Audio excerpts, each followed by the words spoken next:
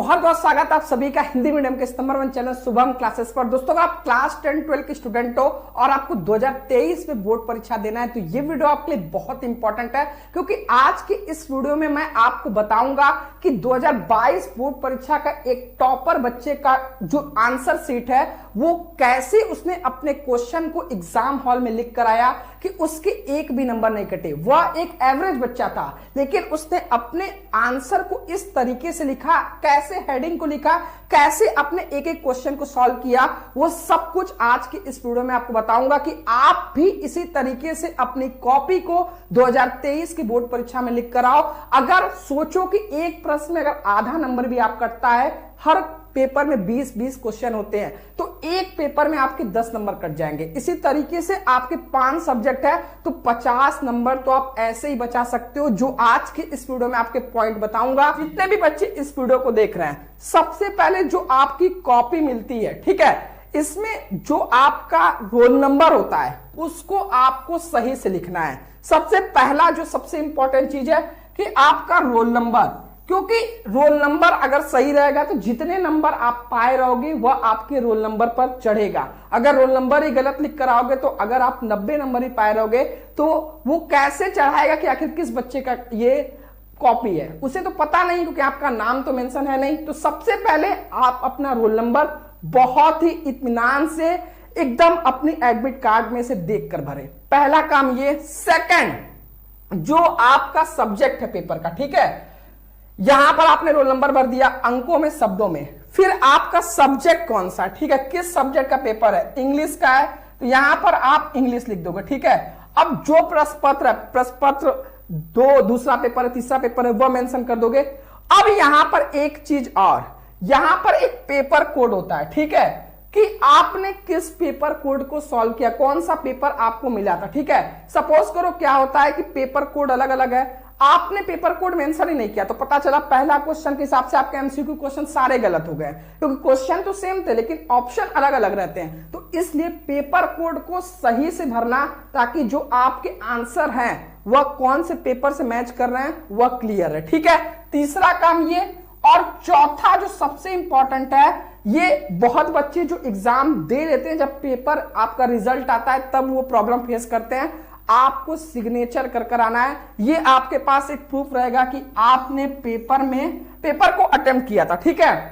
बाद में कहीं आपका अगर एब्सेंट लग गया तो आपके पास ये प्रूफ रहेगा, तो आपकी कॉपी फिर रीचेक हो जाएगी। तो ये 4 सबसे इंपॉर्टेंट बात पेपर सॉल्व करने से पहले जो आपको फ्रंट पेज पर अपना ध्यान से भरना है, ठीक है।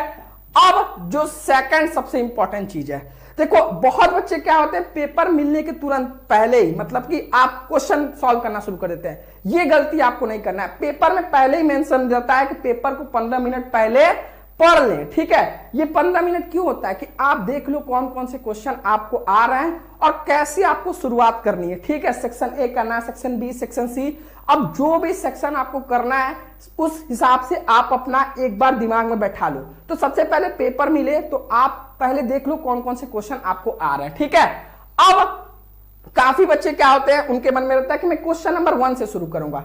ये गलती आपको नहीं करना। यहां पर एक टॉपर बच्चे की कॉपी है, यहां पर आपको मैं दिखाना चाहता हूं।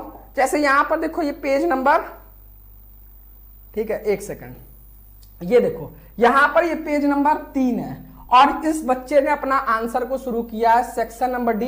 ये बच्चा 99 मार्क्स पाया है, ठीक है, और ये प्रश्न संख्या 33 से पहले शुरू किया है। कहने का मतलब है आप किसी भी क्वेश्चन से शुरू करो, लेकिन एक चीज रहना चाहिए कि आप जो आपकी पहली पेज की कॉपी होनी चाहिए, ठीक है, वह इतनी साफ सुथरी रहनी चाहिए कि एग्जामिनर को लगे कि आप बहुत अच्छे से लिखे हो, ठीक है, क्योंकि first impression is the last impression. तो कहने का मतलब है कि ये नहीं करना है कि क्वेश्चन नंबर 1 से आ रहा है, 2 से आ रहा है, जहां से आपको लग रहा है कि आप उस क्वेश्चन को पूरा अच्छे से कर सकते हो वहां से शुरू करो, ताकि आपकी जो पहली कॉपी का पेज हो उसमें एक भी नंबर ना कटे, ठीक है, और एग्जामिनर को लग भी जाए कि आप एक अच्छे स्टूडेंट हो, ठीक है। और कट पीट कोशिश करो, पहले पेज से तो नहीं करो, ठीक है। एकदम आराम से जो क्वेश्चन आ रहा है सबसे पहले वहां से शुरू करना है। अब मैंने आपको बताया जैसे कि आप कहीं से भी शुरू कर सकते हो, ठीक है। अब जो सेकंड जो बच्चे 99 95 मार्क्स पाए थे उनसे जब मैंने बातचीत किया तो एक चीज रहा कि आपको जो क्वेश्चन आप सॉल्व कर रहे हो उसका प्रश्न संख्या सही से मेंशन करना है। जैसे आप किसी पार्टी में जाते हो तो आपको कोई सामान यहां खाना मिलता है, कोई वहां सामान खाना मिलता है, तो आपका थोड़ा सा इरिटेट होते हो। तो सेम काम जब भी आप क्वेश्चन सॉल्व करोगे, ठीक है, आपने उसका प्रश्न संख्या नहीं मेंशन किया तो एग्जामिनर को ढूंढ ढूंढ कर आपकी कॉपी चेक करना पड़ता है और बहुत टाइम लगता है, तो इसलिए वो इरिटेट होता है, फिर आपके नंबर काटना शुरू करता है। तो सबसे पहले आप एक काम करो, जैसे यहां पर एक बच्चा है, ये टॉपर की कॉपी है, कि आपने इंग्लिश में कौन सा सेक्शन शुरू किया, सेक्शन ए, सेक्शन बी, जैसे रीडिंग, राइटिंग, लिटरेचर 3 पार्ट में होते हैं, तो आपने कौन सा सेक्शन शुरू किया। अब सेक्शन ए में जैसे ऑप्शन है 5 क्वेश्चन, उसमें 4 करना है, तो अब उन चारों में आपने कौन से क्वेश्चन को किया, आंसर नंबर 1, आंसर नंबर 2, ठीक है। अब जैसे आपने हिंदी में खंड क, ख, ग, घ, तो जितने खंड है सबसे पहले आप ऊपर मेंशन करोगे आप कौन सा खंड करने जा रहे हो, इस खंड में कौन सा क्वेश्चन आप करने जा रहे हो, क, ख, ग, घ, तो वो आप मेंशन कर और एक काम और, जो भी क्वेश्चन आप करोगे, ठीक है, उसके बाद नेक्स्ट क्वेश्चन शुरू करने से पहले एक लाइन आप छोड़ोगे। ये नहीं कि इसी में सटा सटा कर लिखोगे। ये बच्चे को देख रहे हो, ये फुल मार्क्स पाया है। और एक चीज और, यहां पर देखो बहुत क्वेश्चन रहता है जिसमें ऑप्शन रहता है, ठीक है। क्वेश्चन नंबर प्रश्न संख्या 1 है, सेक्शन नंबर ए, प्रश्न संख्या 1, उसमें 4 ऑप्शन है। तो यहां पर देखो जैसे सेक्शन ए बच्चे ने मेंशन किया, अब प्रश्न संख्या ए में कौन सा ऑप्शन सही है, ऑप्शन नंबर सी सही है, और ऑप्शन नंबर सी का सही ऑप्शन भी यहां पर मेंशन कर दिया है। अब क्वेश्चन नंबर 4 का ऑप्शन नंबर डी सही है, तो ऑप्शन नंबर डी भी लिख दिया है, और कौन सा ऑप्शन नंबर सही का आंसर है वो भी मेंशन कर देना। यानी आपको चीजों को इस तरीके से प्रस्तुत करना है कि एग्जामिनर को कहीं ढूंढने की जरूरत ही ना पड़े, उसे एकदम साफ दिख जाए कि अच्छा सेक्शन ए में क्वेश्चन नंबर 1 का सी ऑप्शन सही है, तो एग्जामिनर को एक आंसर शीट कॉपी मिलती है कि मतलब क्या क्या उसमें सही जवाब है, तो वो उससे मैच तुरंत कर ले, तो फिर उसको भी लगेगा नहीं बच्चे ने बहुत साफ सुथरा और बहुत मेहनत किया है, ठीक है। इसी तरीके से यहां पर आप देख सकते हो क्वेश्चन नंबर 1 का ऑप्शन नंबर डी, तो इस तरीके से आपको एक एक चीज मेंशन करना है। अब यहां पर बहुत सारे ऐसे क्वेश्चन होते हैं, जैसे यहां पर ध्यान दो, प्रश्न संख्या 3 है, ठीक है। अब यहां पर एक गद्यांश है जिसमें 2 गद्यांश है, लेकिन इसमें प्रश्न संख्या 3 में 1 और 2 नहीं मेंशन किया है। तो अगर आप क्वेश्चन नंबर 3 का ये वाला आप गद्यांश कर रहे हो तो प्रश्न संख्या 3 ऑप्शन नंबर 2 डालोगे, फिर यहां पर अशोक का फूल डैश डैश डैश बेकार है। इस तरीके से आपको शुरू करना है, इसमें तो मेंशन है ही नहीं कि ए बी, तो ये आपको काम करना है, ठीक है। अब यहां पर जैसे निम्नलिखित में से किसी एक लेखक का साहित्यिक परिचय लिखना है, ठीक है। तो आप प्रश्न संख्या 5 का क कर रहे हो, अब क में फर्स्ट सेकंड थर्ड कौन सा कर रहे हो, अब एपीजे अब्दुल कलाम का कर रहे हो, तो आप ऊपर हेडिंग लगा दोगे एपीजे अब्दुल कलाम, ठीक है। कहने का मतलब है कि आपने जो भी क्वेश्चन को आप कर रहे हो उसका प्रश्न संख्या सही से डालना है, ताकि आपको जो भी आपने जवाब दिया है वो एग्जामिनर तुरंत उसको मैच करके आपको नंबर दे सके, जैसे इस बच्चों ने अपने आंसर को रिप्रेजेंट किया है, ठीक है। सबसे इंपॉर्टेंट बात है, कुछ बच्चे ऐसे होते हैं कि जैसे बड़े बड़े जो क्वेश्चन आते हैं 5 नंबर 8 नंबर में, तो उसमें 2-3 क्वेश्चन को मिलाकर एक क्वेश्चन बना दिया जाता है। तो उसमें अगर कोई बच्चे को एक क्वेश्चन आ रहा है, उसका दूसरा तीसरा पार्ट नहीं आता है, तो उसे लगता है यार पूरा आंसर नहीं है तो मैं इसको छोड़ दूं। देखो मैं एक बात बताना चाहता हूं कि जो एग्जामिनर होता है उसे आंसर की मिलता है और आपकी स्टेप मार्किंग होती है, ठीक है। तो अगर कोई क्वेश्चन लॉन्ग क्वेश्चन है 8 नंबर का है, उसमें 4 स्टेप में आपको जवाब देना है। अगर 2 स्टेप में आपने सही जवाब दिए और 2 गलत दिए, तो 2 स्टेप जो आपने सही किया है उस पे आपको नंबर मिलेंगे। तो इसलिए आपको जितना भी आंसर आ रहा है आप कोशिश करो उसे लिख कर आओ, ठीक है। और बहुत बच्चे क्या होते हैं कि क्वेश्चन को छोड़कर चले जाते हैं। देखो कोई निगेटिव मार्किंग तो है नहीं, इसलिए कोशिश करो, कोशिश नहीं अभी से हैबिट डालो, जितने भी आप सैंपल पेपर सॉल्व करो, मॉडल पेपर सॉल्व करो, आप हर एक क्वेश्चन को टच करने की कोशिश करो, एक भी क्वेश्चन को छोड़कर नहीं आना, क्योंकि निगेटिव मार्किंग नहीं है। अगर आप कुछ भी लिख कर आओगे तो आपको 1 नंबर 2 नंबर तो मिलेंगे, और वह भी आपके परसेंटेज को बहुत बढ़ाएंगे अगर आपने सभी क्वेश्चन को अटेम्प्ट कर आया, ठीक है। तो अपने मन में अभी से ये दिमाग में बैठा लो कि आपको एक भी क्वेश्चन को छोड़कर नहीं आ रहा है। आपको उस क्वेश्चन का जवाब अगर नहीं आ रहा है, तो अगर उस टॉपिक से रिलेटेड कुछ आ रहा है तो आपको उसको लिख कर आना है, ठीक है। ये अपने दिमाग में अभी से बैठा लो। जितने भी आप सैंपल पेपर सॉल्व करो, जो भी पिछले साल के पेपर प्रैक्टिस पेपर सॉल्व करो, उसमें आप जितने भी क्वेश्चन को, जो भी पेपर को सॉल्व करो, हर एक क्वेश्चन का जवाब आप लिखने की कोशिश करो, ठीक है। अब बहुत बच्चों क्या होते हैं कि सर हमारे जो कोचिंग के सर तो बता रहे थे कि बोर्ड एग्जाम है, इतनी कॉपी रहती है, आपको पूरा पेज भरना रहता है, तो ये अपने दिमाग से निकाल दो। बच्चे क्या होते हैं कि ऐसे को 5-6 पेज में लिख कर आते हैं और उसके चक्कर में बाकी क्वेश्चन को छोड़कर चले आते हैं। तो ये मिस्टेक आपको नहीं करना है कि पता चला ऐसे को 5-6 पेज में लिख कर आ रहे हो, 1 घंटा उसी में लगा दिए, बाकी सारे क्वेश्चन को छोड़कर चले आए। ठीक है, जितने भी चीज को आपको लिखना है टू द पॉइंट लिखना है और पेज को भरने की कोशिश नहीं करना है। जितना आपका आंसर हो गया, आपने अपने क्वेश्चन का आंसर दे दिया, तो वहीं पर उस क्वेश्चन को एंड कर देना है। क्लियर है? यहाँ पर इंपॉर्टेंट बात है कि जो प्रश्न जितने वर्ड का बोले उतना ही लिखना है। जैसे यहां पर एक क्वेश्चन है, right an article on any one of the following topic in about 100 to 150 word, 10 number का है, 100 से 150। अब बच्चों को लगेगा, बहुत बच्चों को 10 नंबर का यार 3-4 पेज में लिखते हैं। नहीं, यहां पर अगर 100 से 150 वर्ड बोला है तो इसका बोलने के पीछे रीजन है कि आपको इतने ही वर्ड में लिखना है। एग्जामिनर चाहता है कि आप कम शब्दों में कैसे अपने आंसर को इतना अट्रैक्टिव बनाओ कि जो पूछा जाए उसको लिख दो।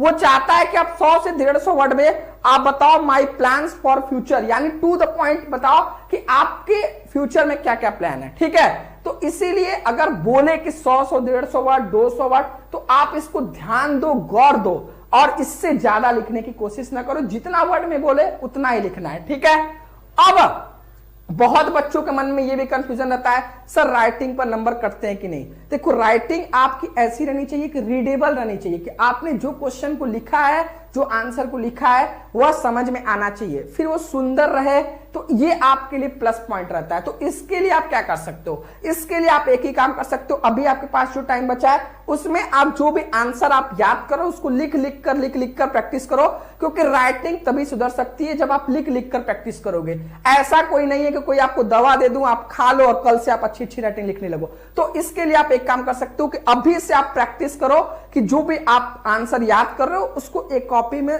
अपनी फेयर कॉपी में लिख लिख कर, जो पेन से आपको लिखना है लिख लिख कर प्रैक्टिस करो और आपकी राइटिंग ऑलरेडी बहुत अच्छी हो जाएगी। ठीक है, और ऐसा नहीं है कि अगर आपकी राइटिंग एकदम खराब है तो थोड़ा मेहनत करने की जरूरत है। अगर थोड़ा बहुत ठीक है, जो लिखते हो वह आपके जो टीचर हैं स्कूल को समझ जाते हैं, तो फिर बोर्ड एग्जाम में भी आपका काम हो जाएगा, उस पे नंबर नहीं कटेगा। इतना उसके बारे में सोचना नहीं है, बस अभी से थोड़ा थोड़ा उसकी प्रैक्टिस करते रहो। ठीक है, अब कुछ महानुभाव होते हैं जो क्या कहते हैं कि सर मैं अगर कमेंट करते रहते हैं, सर अगर मैं अपनी कॉपी में, ठीक है, पैसा रख के आ जाऊं सर 2000 रुपए और बोल दूं कि मुझे पास कर दिया जाए। ठीक है, या कुछ बच्चे ऐसे होते हैं जो इमोशनल बातें लिखना चाहते हैं। ठीक है, जैसे अगर कॉपी जब चेक होती है तो आप देखते नहीं हो कि एक लड़की ने लिखा कि मेरी शादी होने वाली थी सर, इस वजह से मैंने पढ़ाई नहीं कर पाई, आप मुझे पास कर देना नहीं तो मेरी शादी टूट जाएगी। तो इस तरीके से अगर आप कुछ लिखोगे, देखो जो एग्जामिनर है वह भी बधा हुआ है, उसे भी पहले ही बता दिया जाता है कि जो बच्चे ने जितना आंसर लिखना है उतना ही आपको नंबर देना है। तो इसलिए आप कितना भी लिखोगे उससे प्रभाव नहीं पड़ने वाला है, आप जो भी सही लिख कर आओगे आपको उतना ही मार्क्स मिलेगा। ठीक है, आपको क्वेश्चन को क्या करना है, टू द पॉइंट लिखना है, जितना आपसे पूछे उतना ही आपको लिख कर आना है। आपको चीजों को टू द पॉइंट, आपको बहकाने की कोशिश नहीं करना है। ठीक है, और जो सबसे इंपॉर्टेंट बात है, क्वेश्चन को आपको जो भी क्वेश्चन है उसको प्रश्न संख्या 1, 2 जितना भी है उसमें थोड़ा गैप रखना। ये नहीं कि एकदम सटा कर लिख कर चलिए, 4 ही पेज में पूरा पेपर सॉल्व कर दिए।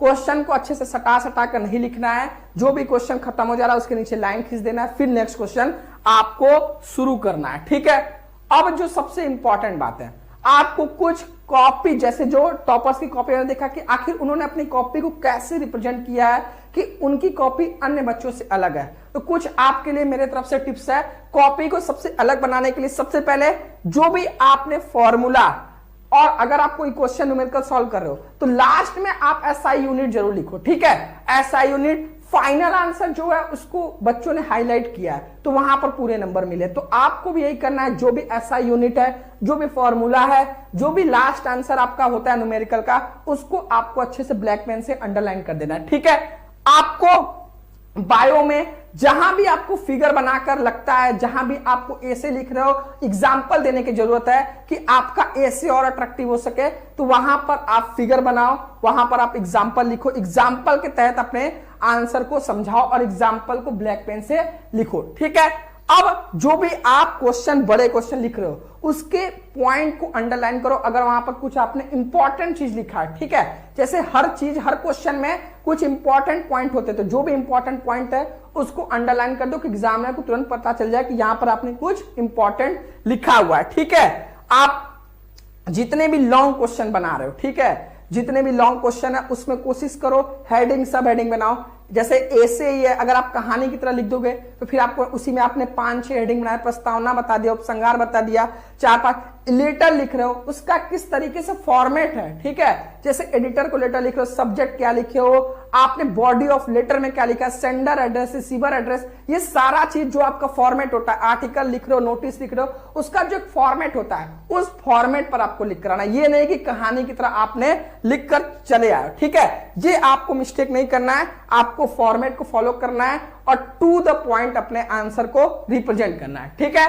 अब एग्जामिनर, देखो एग्जामिनर भी आपका नंबर नहीं काटना चाहता है, उसकी भी मजबूरी होती है। वो आखिर नंबर आपका कब काटता है, जब आप उसे लगता है कि आपने क्वेश्चन को गलत लिखा है और गलत ही पूरा लिख दिया है, जो भी आपने आंसर लिखा है वो क्वेश्चन से बिल्कुल मैच नहीं हो रहा है, तब तो वो आपके आंसर को कट कर देता है। या फिर आप बस घुमा फिरा रहे हो, ठीक है। जो एग्जामिनर है उसे 10-15 साल का एक्सपीरियंस है, वो 10-15 साल से उसी सब्जेक्ट की कॉपी चेक करते आ रहा है, तो उसे पता है कि आपने जो लिखा है वो समझ जाता है कि आप घुमा रहे हो कि आपने आंसर को सही से लिखा है, ठीक है। इसलिए जो भी आंसर को लिखो टू द पॉइंट लिखो, मैं आपको बार बार बोल रहा हूं। और जो बहुत बच्चे करते हैं स्पेलिंग मिस्टेक, ग्रामर मिस्टेक, तो इसको आप प्रैक्टिस करो कि स्पेलिंग आपकी मिस्टेक ना हो, ठीक है। फाइनल आंसर, बहुत बच्चे होते हैं मैथ के क्वेश्चन सॉल्व किए, लास्ट का आंसर ही छोड़ दिए, ठीक है, जल्दी जल्दी में, यानी क्वेश्चन तो पूरा सॉल्व किया, लास्ट का आंसर ही नहीं लिखे, न्यूमेरिकल सॉल्व किए, लास्ट का जो फाइनल आंसर वही नहीं लिखे। तो ये सब मिस्टेक आपको नहीं करना है, ठीक है। फॉर्मेट ही गलत है, जैसे मैंने बताया कि